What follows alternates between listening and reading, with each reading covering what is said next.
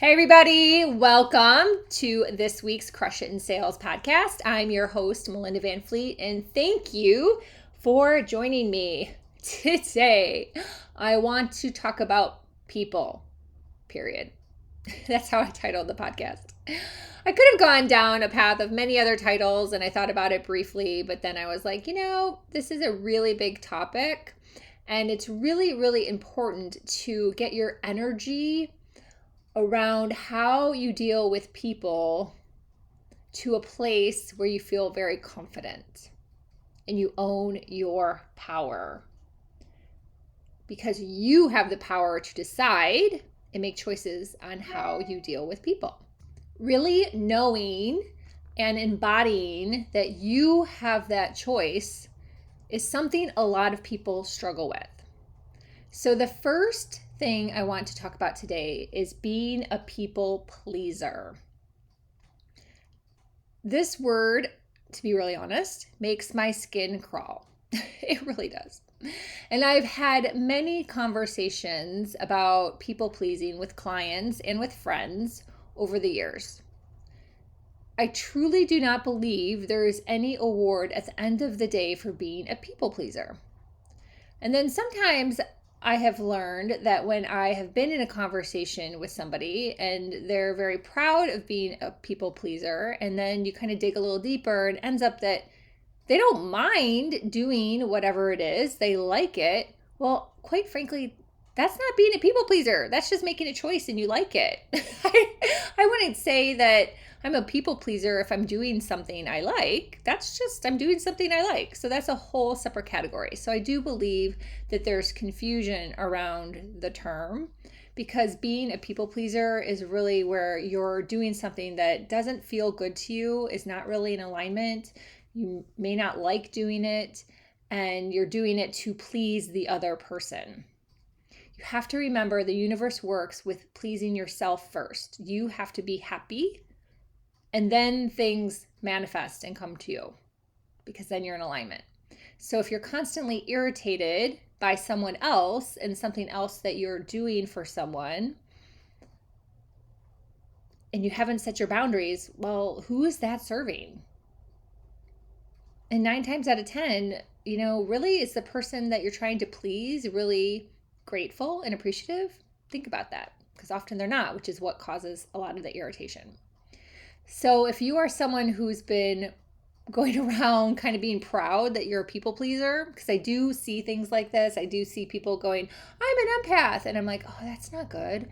Why would you want someone else's energy? Even Abraham Hicks says it's not great to be an empath. Like, you want other people's energy to not be in your sphere, right? Like, you want to be happy. If someone's sad, why would you take on their energy? It's the same type of concept.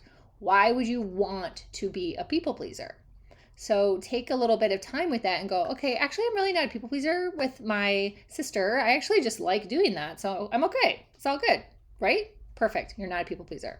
And if you are, and it's irritating you, learn to set some boundaries. Take your power back. And there's lots of tools and tips out there on how to set boundaries. One podcast I'm going to refer to you is my podcast, episode 131, which is from April, and it's called How to Have Mental Fortitude with People. And at the end of this podcast, I share my bucket tool, which I've talked about many times, and you can use that tool to help you learn to set boundaries around people pleasing if you are one of those people. Something else I see out there sometimes is just be a nice person. Yeah. Here's the thing, people. Ryan and I have joked about this for years. I have proof on this theory. People do not wake up in the morning and say, I'm a nasty person, or I'm a mean person, or I'm a jerk. People think they are nice people. They do. People think they are nice people. Time and time again, Ryan and I have witnessed this with the charter business. He will have a tough charter, luckily not very many anymore, because we've worked through so many of these things energetically. But if he does happen to have one, and many years ago when we first started, he had many of these, where he would come home and be like, oh, that charter was so tough. The person was not easy. They were very challenging. They had super high expectations, or they didn't tip well. The list is endless of the different things that my husband has to deal with on a regular basis. And he brings that energy home. So then it's on me too, right? So then we both have to have a discussion about it. Luckily, I'm not an empath, so it doesn't stay with me. We work through it and move through the energy and come up with solutions. But one of the things we realized is, he'd have this really tough day. He would assume he would never hear from the person again. And lo and behold, 2 months later, the person's like, hey, Captain Ryan, we had such a great time. We want to book with you again. And both of our eyes would be like, what? And it goes back to the fact that people don't realize that they're not nice. They just don't. So you really have to separate the person from yourself. And again, stand in your own power. Make a choice to take your power back, still be happy, bless them, keep them at a distance, set a boundary, don't be a people pleaser, whatever these categories can fall into for you. But just realize, what? People don't wake up in the morning and think that they're mean. They think they're nice. They really do. I had an instance with this, getting some donuts yesterday. And I did what I'm going to talk about next. I was just silent. Silence is such a powerful way to take the space in the room. And it may be counterintuitive, but it is just so true. I learned this years ago, self-led, that, if I got a nasty email from someone, it served me better to own the stage, to own the space, to take the power and not respond. Don't respond. Just let the other person sit in it. If they are someone who is a little self-aware, they may circle back with you within like a day or two and be like, oh yeah, that wasn't so great, right? But some people don't. And it's more powerful to not go back and forth as a keyboard warrior or even face to face having an altercation. It really doesn't serve you. It really doesn't. You'll end up saying something that you regret, which will then cause more mind loops and can often also lead to embarrassment and even shame. So be silent. Own the room by being quiet. And you can take that little nugget on so many levels, Even in a meeting, when people just speak up, trying to be heard or trying to be seen, often by being silent and sitting up tall and owning the space energetically, you will become the more powerful person in the room. Think about it. Versus being the person who's constantly just speaking up to speak up and they have nothing important to say. And you're like, oh my goodness, is this meeting ever going to be over? Like, really? What's going on here? I had that so often in the corporate world, especially when I worked for Victoria's Secret. Oh, I'll never forget it. People just were speaking up to speak up and made our meetings go so long. And I was like, what is she saying? This makes no sense. Like, it's not relative. It doesn't add any value. If you're in the corporate world, you're probably rolling your eyes going, yep, I've been there a million times. Why is she talking or why is he talking, right? Be silent. Let your silence become the power in the room. And that will really help you with your confidence and your mindset, to be really honest, with your confidence and your mindset.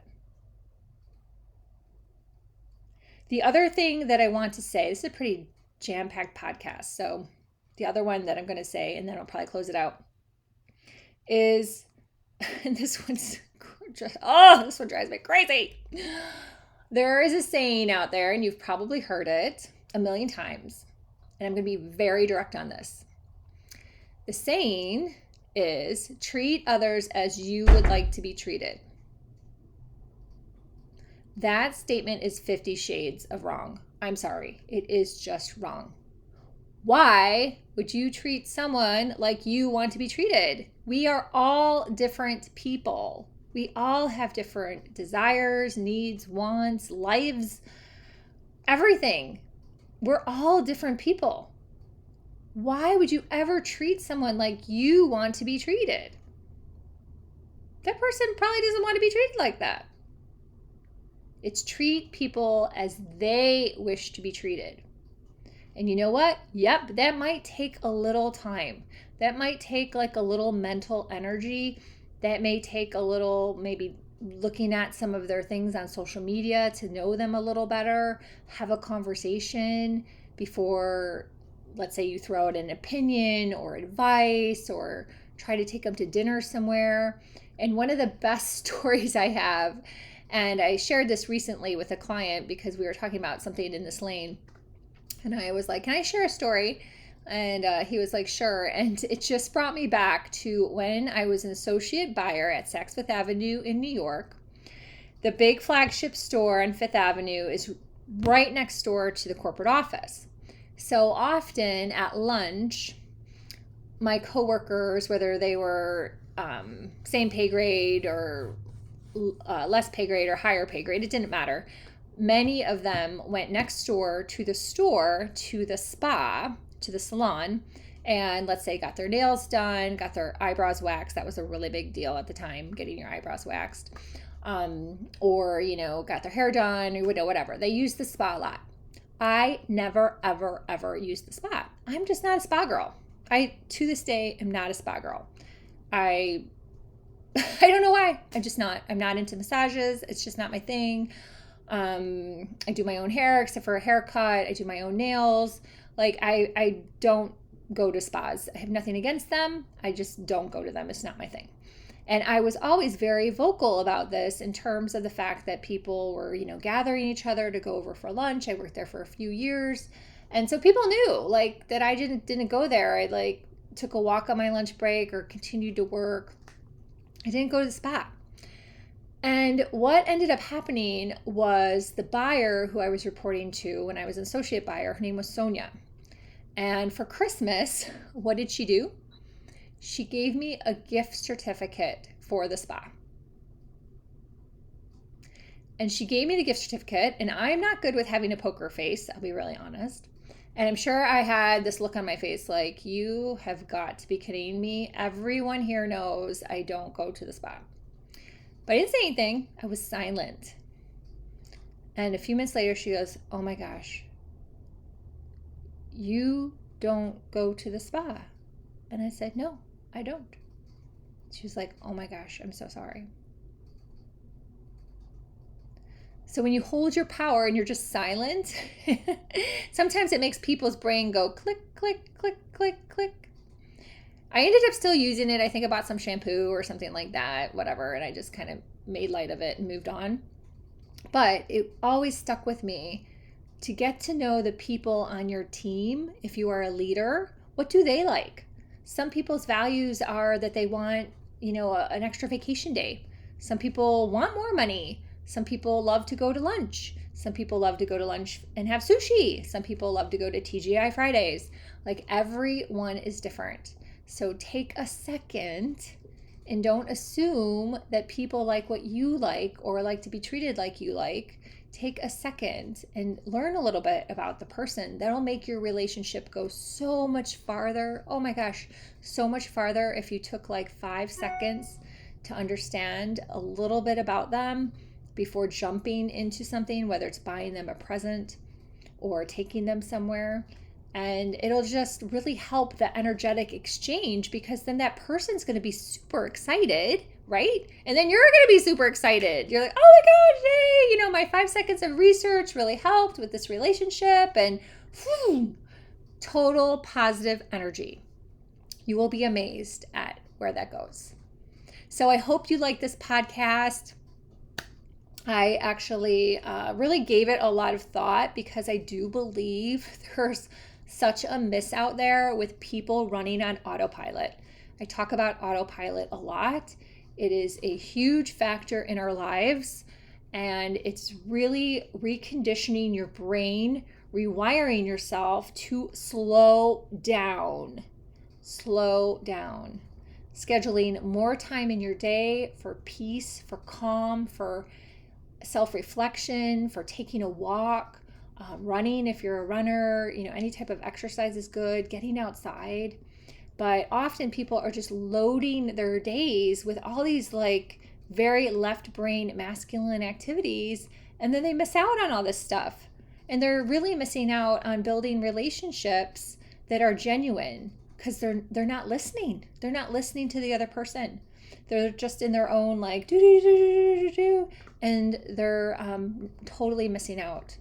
And besides autopilot, there's distractions, and I have a lot of podcasts from April that are also about distractions. Good Karma Success Coach podcast, which is my other podcast, episode 187, is about distractions.